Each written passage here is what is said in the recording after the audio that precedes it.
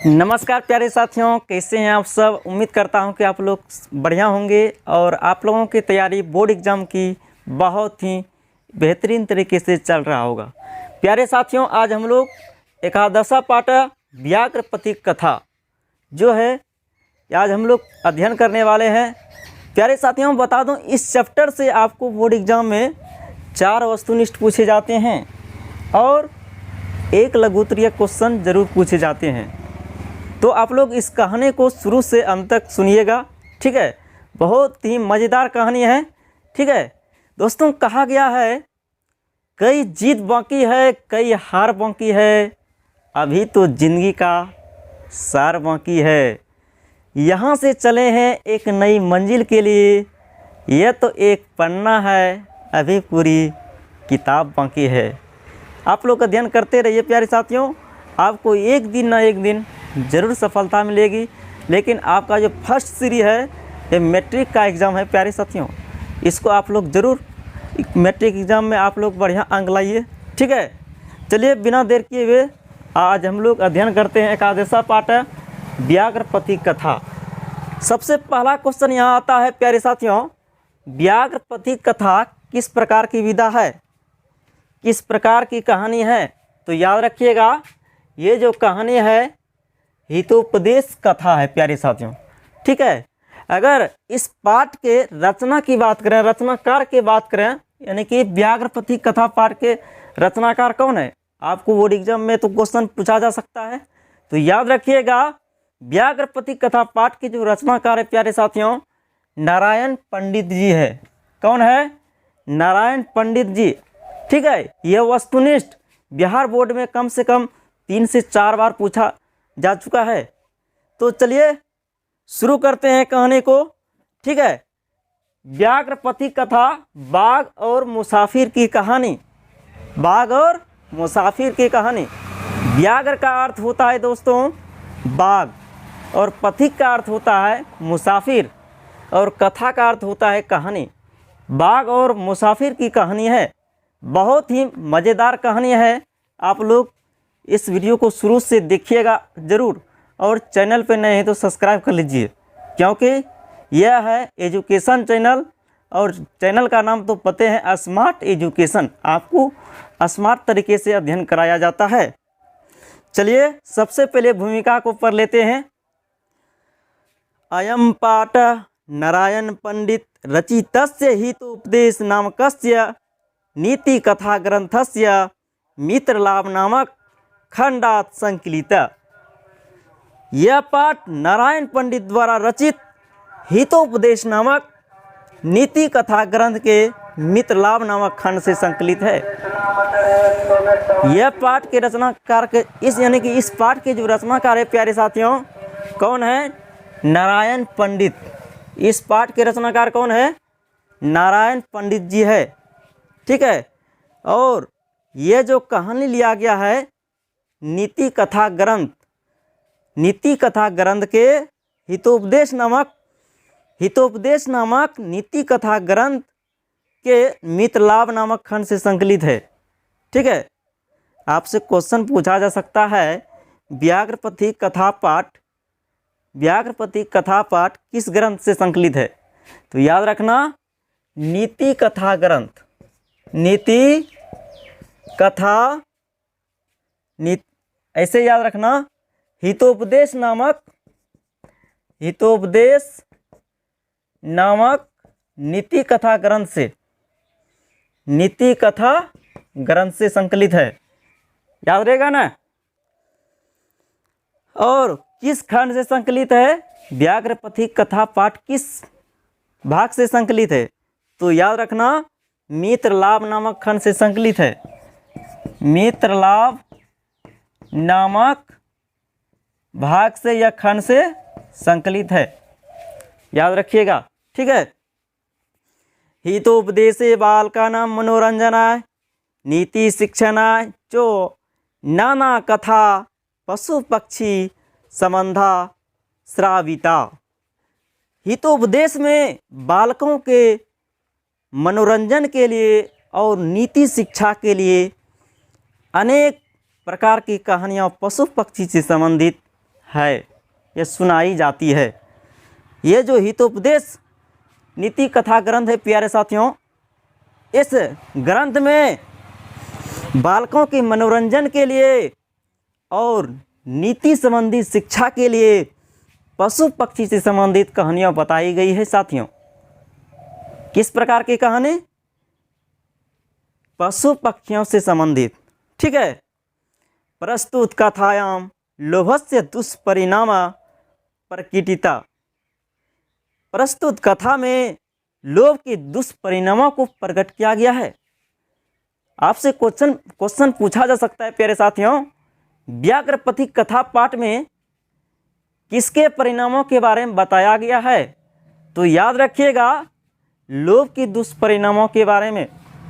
किसके दुष्परिणामों के बारे में? लोभ के दुष्परिणामों के बारे में। ठीक है। पशु पक्षी कथा नाम मूल्यम मानवानां शिक्षार्थम प्रभुतम भक्ति इति एतादृशी भी कथा भी ज्ञायते। पशु पक्षी कहानियों का महत्व है मानवों के शिक्षा के लिए बहुत ही महत्वपूर्ण होता है। ठीक है। पशु पक्षी से संबंधित आपको जो कहानी बताई जाती है, इसका महत्व है मानवों को शिक्षा देना। मानवों के शिक्षा के लिए अत्यंत ही महत्वपूर्ण होता है। ऐसा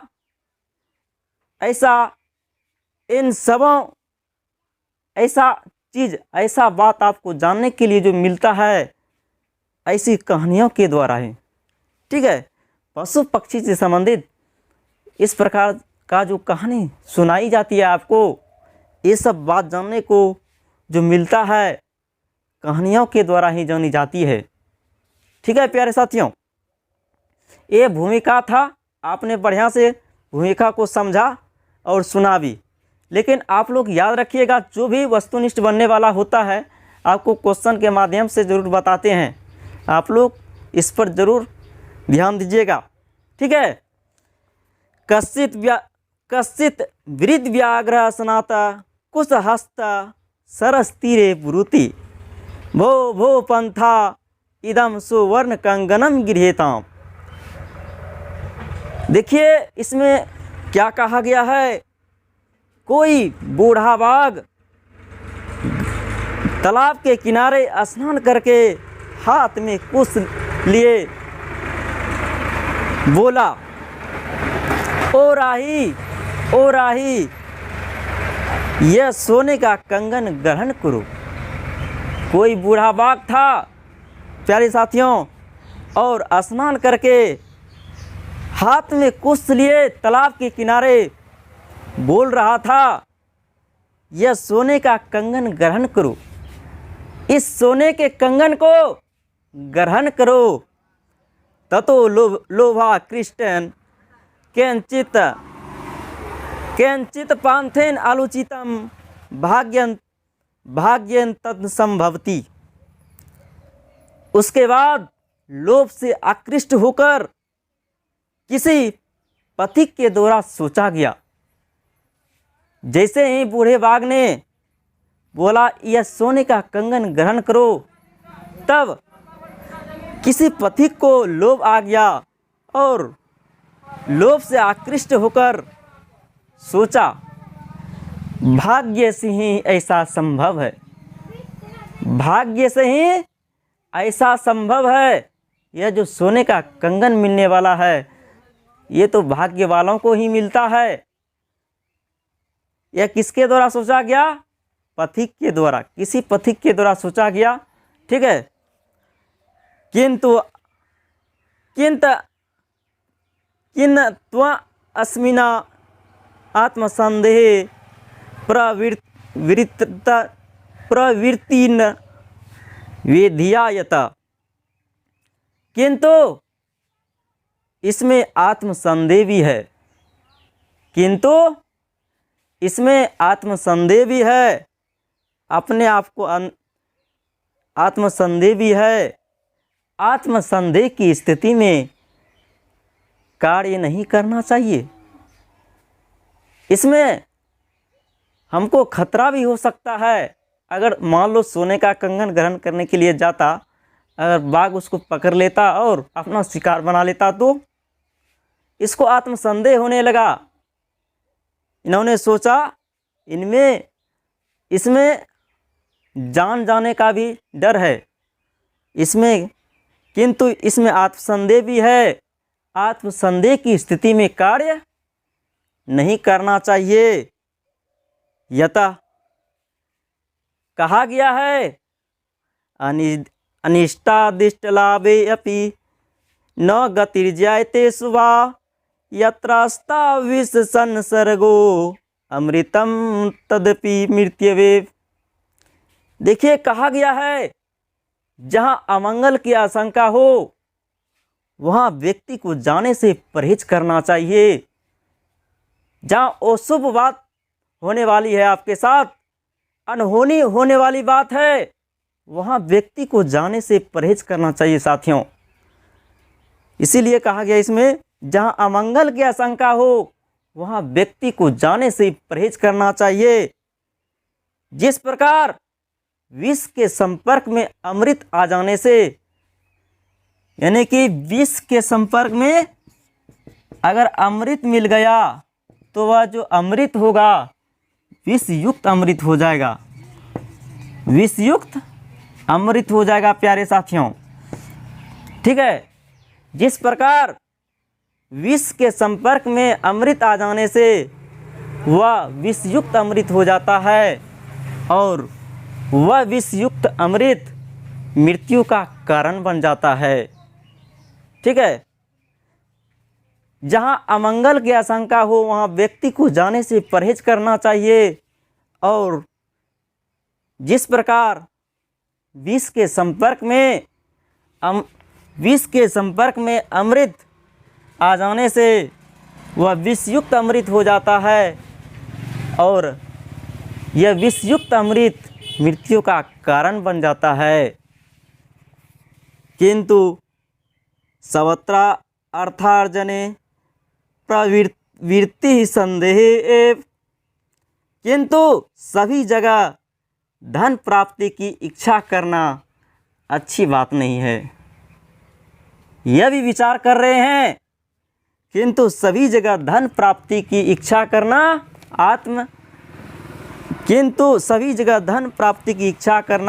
अच्छी बात नहीं होती है। तन्निरूपयामि तावत् प्रकाशम ब्रूते कुत्र तव कंगनम, किंतु सभी जगह धन प्राप्ति की इच्छा करना अच्छी बात नहीं होती है। तब तक तन्निरूपयामि तावत्, तब तक विचार कर लेता हूँ, सुनकर कहता है कहाँ है तुम्हारा कंगन, कहाँ है तुम्हारा कंगन। किसने कहा?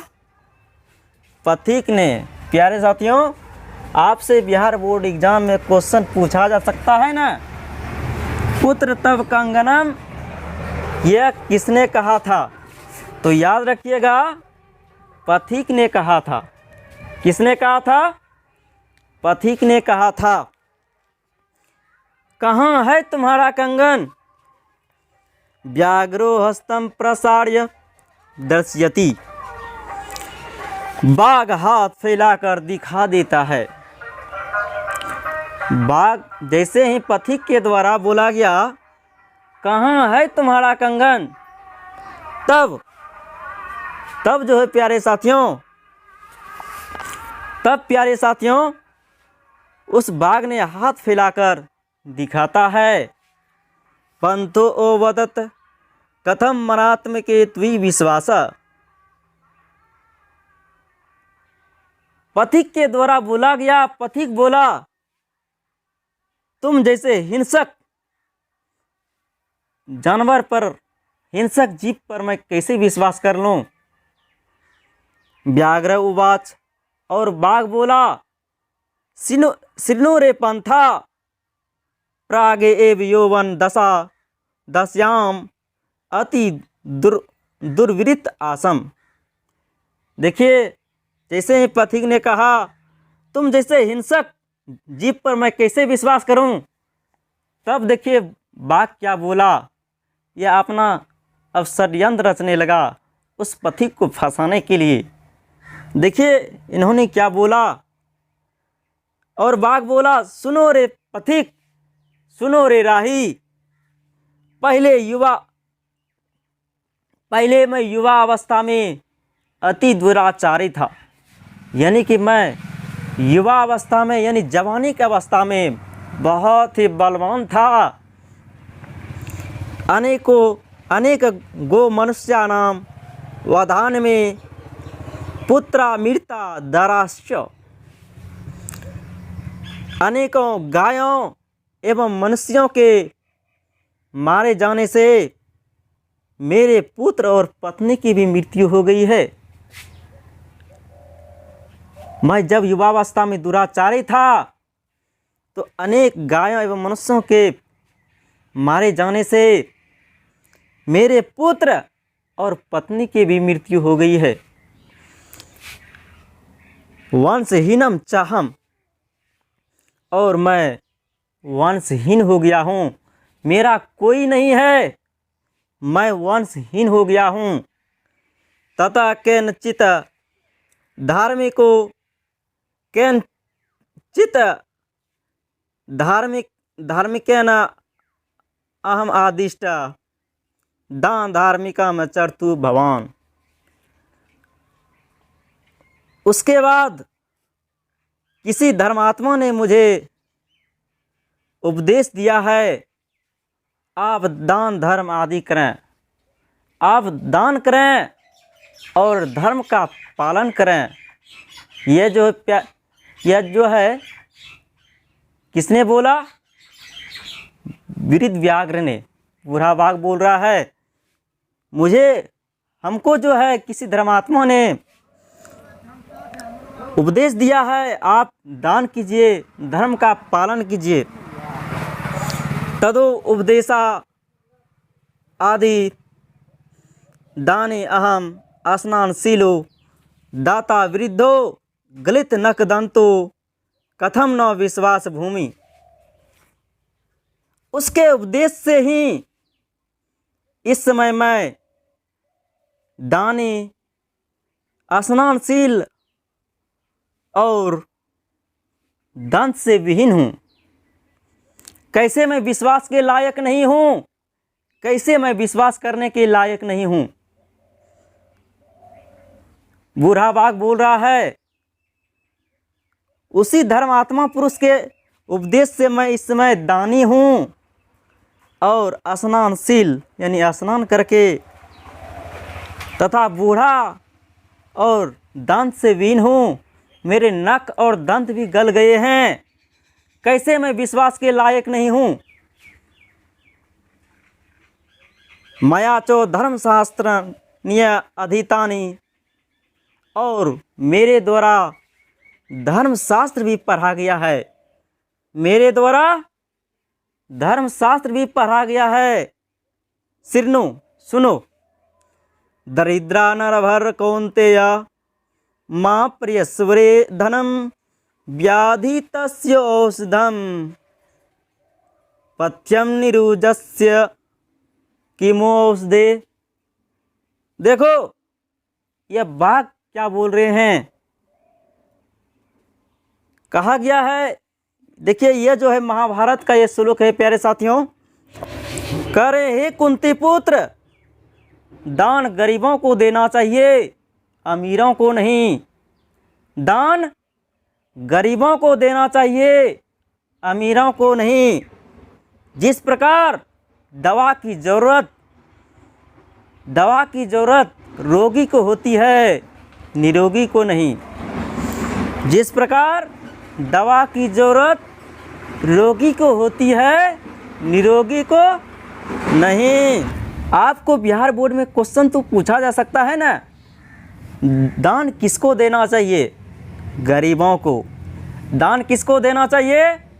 गरीबों को। जिस प्रकार दवा की ज़रूरत किसको होती है? रोगी को। तो रोगी को ही दवा चाहिए ना। अन्य चो, और भी सुनो, और भी कहा गया है, दातव्यमिति यत दानम देते अनुपकारणे देशे काले चो पात्रे चो तत दानम सात्विकम विदो। दान देना चाहिए, दान उसको देना चाहिए जिससे उससे कोई उपकार नहीं कराना है। देखिए कहा गया है दान देना चाहिए, दान उसको देना चाहिए जिससे उससे कोई उपकार नहीं कराना हो, क्योंकि उचित समय, उचित जगह और उचित व्यक्ति को दिया गया दान सात्विक दान कहलाता है, सच्चा दान कहलाता है। आपसे बोर्ड एग्जाम में पूछा जा सकता है प्यारे साथियों, सात्विक दान क्या है, स्पष्ट करें। यह क्वेश्चन बार बार पूछा जाता है, तो याद रखिएगा, ठीक है। सात्विक दान क्या है? तो आंसर याद रखना है, उचित समय, उचित जगह और उचित व्यक्ति को दिया गया दान क्या कहलाता है? सात्विक दान कहलाता है। क्या कहलाता है प्यारे साथियों? सात्विक दान कहलाता है। तदत्र सरसी सनातवा सुवर्ण कंगनम गृहान। यहाँ तुम, अब देखिए वह बूढ़ा वाक्य क्या बोलता है, यहाँ तुम इस तालाब में स्नान करके सोने के कंगन को ग्रहण करो। ये जो तालाब है इसमें तुम स्नान करके इस सोने के कंगन को ग्रहण करो। किसने बोला? याद रखिएगा, बूढ़ा बाघ ने बोला। किसने बोला प्यारे साथियों? बूढ़ा बाघ ने। ततो यावत दसो तदचः प्रतितो लोभास्त्र सनातुम प्रविष्टि तावत महापंके निमग्न पलायितुम अक्षमा। उसके बाद जैसे उसकी बातों पर विश्वास करके तालाब की ओर स्नान के लिए लोभ से प्रवेश किया, ज्यों ही तालाब में स्नान के लिए प्रवेश किया त्यों ही वह स्नातम प्रविष्टि तावत महापंके निमग्न पलायितुम अक्षमा। उसके बाद जैसे ही उसकी बातों पर विश्वास करके लोभ से तालाब में स्नान के लिए प्रवेश किया त्यों ही वह गहरे कीचड़ में फंस गया, गहरे कीचड़ में फंस गया और भागने में असमर्थ हो गया। तो आपसे क्वेश्चन पूछा जा सकता है प्यारी साथियों बोर्ड एग्जाम में, गहरे कीचड़ में कौन फंस गया? तो याद रखिएगा, पथिक। गहरे कीचड़ में कौन फंस गया? पथिक। आपसे क्वेश्चन पूछा जा सकता है ना कि गहरे कीचड़ में कौन फंस गया? तो याद रखिएगा, पथिक। गहरे कीचड़ में कौन फंस गया? पथिक। याद रखिएगा। पंके पतितम दृष्ट्वा व्याघ्रो ओ वदत आह महापंके पतितो असि। गहरे कीचड़ में देखकर बाघ बोला, जैसे स्नान के लिए तालाब में प्रवेश किया था ना पथिक, तो वह तो फंस गया कीचड़ में और भागने में भी क्या हो गया? वह असमर्थ हो गया। और जैसे ही गहरे कीचड़ में फंसा देखा बाघ ने, तो बाघ देखिए क्या बोलता है, आहा गहरे कीचड़ में गिर गए हो, गहरे कीचड़ में गिर गए हो, अतः श्रुत्वा अहम उत्थापयामि, इसलिए तुम अपना हाथ दो, मैं आपको बाहर निकाल देता हूँ। गहरे कीचड़ में फंस गए हो, इसलिए तुम हाथ दो, मैं आपको बाहर निकाल देता हूँ। इसको तो जाल में फंसा दिया था बूढ़ा बाघ पथिक को। अब देखिए क्या बोलता है, तुम अपना हाथ दो, मैं आपको क्या करता हूँ, बाहर निकाल देता हूँ। इति गुत्वा शनैः शनैः रूपगम्य तेन व्याघ्रं धृत्वा सो पंथो औचित्यत।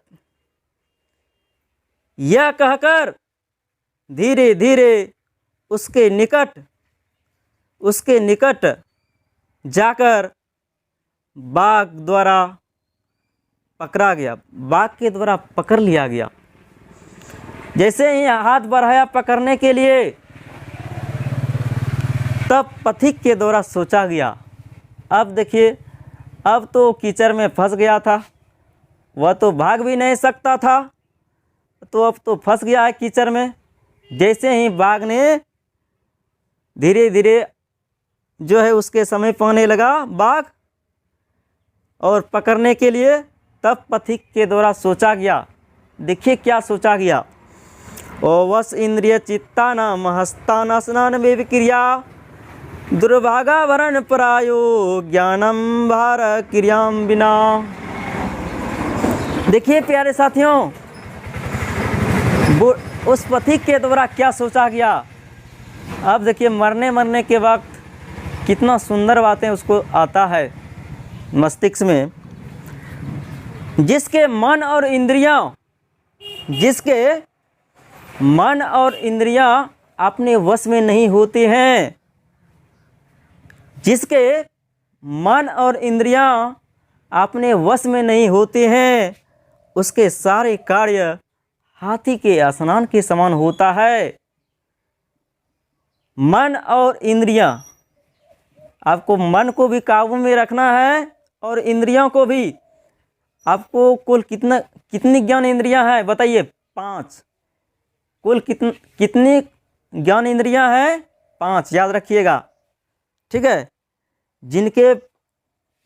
जिनके इंद्रियां और मन अपने वश में नहीं होते हैं, उसका सारा कार्य किसके समान होता है, हाथी के स्नान के समान।